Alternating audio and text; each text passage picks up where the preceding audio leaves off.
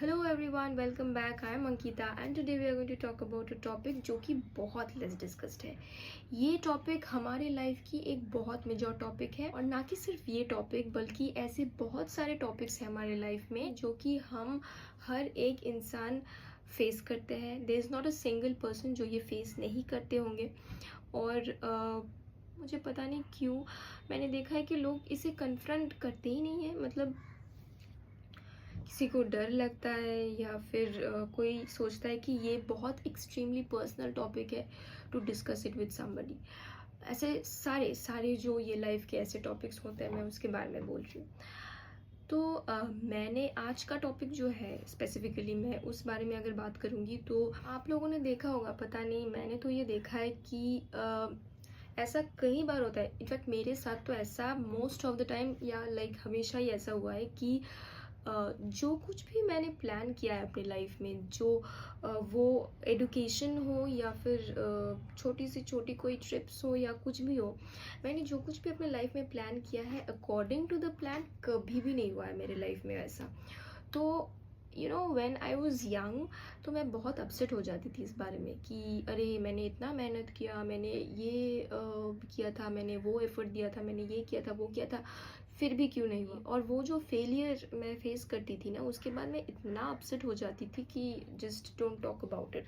अभी भी मैंने देखा है लाइक यंगस्टर्स के लाइफ में ऐसा कई बार होता है कि छोटी से छोटी डिसीजंस या बड़ी से बड़ी डिसीजंस जो कुछ भी हो, स्पेशली मतलब लाइफ के इम्पोर्टेंट डिसीजंस जो होते हैं उनको लेकर अगर उन्होंने कोई फेलियर देख लिया तो मतलब वो अपना लाइफ एकदम मतलब स्टॉप कर देते, वो कुछ नहीं करते, किसी भी चीज़ में फोकस नहीं करते, वो ऑफ हो जाते एकदम। मैंने देखा है, बहुत अपसेट हो जाते हैं, बहुत बार आपने भी देखा होगा शायद। तो मुझे यही कहना है, आज का टॉपिक यही है कि what to do when things doesn't go according to your plan. बहुत बार होता है कि जब things doesn't go according to your plan, but तब क्या करना चाहिए? क्या आपको उसी चीज़ में डटे रहना चाहिए या फिर क्या करना चाहिए? क्या आपको अपसेट होना चाहिए, आपको डीमोटिवेट होके बैठे रहना चाहिए, या फिर आपको मूव ऑन करनी चाहिए and you should explore new things? तो यही आज का टॉपिक है। मैंने ये भी देखा है कि आजकल के जो बच्चे होते हैं उनमें ना ऐसा होता है कि कोई ये सब चीज़ें डिस्कस नहीं करते, तो उनको एक परसेप्शन हो जाता है कि ऐसा ही है, ऐसे ही, मतलब एक चीज़ प्लान किया तो उसके पीछे ही भागते रहो, कोई और चीज़ ट्राई ही मत करो, कोई और मतलब अगर आपने फेलियर कर लिया, फेलियर मिल गया आपको, तो आप इतना डिमोटिवेट हो जाते हैं। और घर वाले भी बहुत डिमोटिवेट करते हैं कभी कभी। हर एक के घर वाले उतना सपोर्टिव नहीं होते हैं। तो टचवुड जो मेरे घर वाले हैं वो बहुत सपोर्टिव है, पर मैंने देखा है कि बहुत बार ऐसा होता है कि घर वालों के प्रेशर की वजह से भी गलत डिसीजंस ले लेते हैं। तो what to do when things doesn't go according to your plan? तो देखिए, ये इस दुनिया में आप जब से आए हैं, मैं ये ट्रस्ट करती हूँ, मैं ये बिलीव करती हूँ, ये मेरी बिलीव सिस्टम है कि जब से इस दुनिया में सब कुछ क्रिएट हुआ है, जब से इस दुनिया में आप आए हैं, तब से एक पावर, एक ऑलमाइटी, एक पॉजिटिविटी हमको प्रोटेक्ट करती है हमेशा, and it guides us towards what we should do and what we should not do. आप पूछेंगे कि कैसे गाइड करते हैं? वो तो दिखाई भी नहीं देते। हाँ, भगवान हम पूछते हैं, हम ये करते हैं, हम कितना सब कुछ करते हैं भगवान के लिए, बट ये रखते हैं, वो रखते हैं, बट हमको भगवान दिखाई नहीं देते, तो फिर वो गाइड कैसे करेंगे? तो गाइडेंस भगवान की ऐसी होती है कि जब आपको फेलियर मिलती है ना किसी चीज़ में, एक बार मिल गई, दो बार फेलियर मिल गई, तीन बार आप ट्राई कीजिए। ऑब्वियसली आपको वो चीज़ पाना है, अगर किसी चीज़ को आपको लाइफ में पाना है तो आपको मेहनत करनी पड़ेगी। हो सकता है कि आपका मेहनत थोड़ा कम रहेगा, इसीलिए आप सेकेंड टाइम ट्राई करेंगे, थर्ड टाइम ट्राई करेंगे, but after a certain point of time, इतनी बार ट्राई करने के बाद भी, सेकेंड थर्ड टाइम ट्राई करने के बाद भी जब आपको चीज़ें नहीं मिलती है, फिर भी आपको फेलियर मिलता है, या फिर भी कोई ना कोई ऑब्स्टिकल्स आपके रास्ते में आ जाती है, कोई ना कोई ऑब्स्टिकल बार बार आ रही है, बार बार आपको रोक रही है, तो उस वक्त आपको समझना होगा कि there is something wrong with it and I should not go forward with it. देखिए, इवन करियर के बारे में, अगर आपने कोई बहुत अच्छा करियर अपने लिए चूज़ किया था, अपने लिए प्लान किया था, पर वो हुआ नहीं आपके लाइफ में, अल्टीमेटली हो नहीं रहा है या हुआ नहीं है, आपको ये नहीं सोचना है कि अरे मेरी ज़िंदगी पूरी ख़राब हो गई।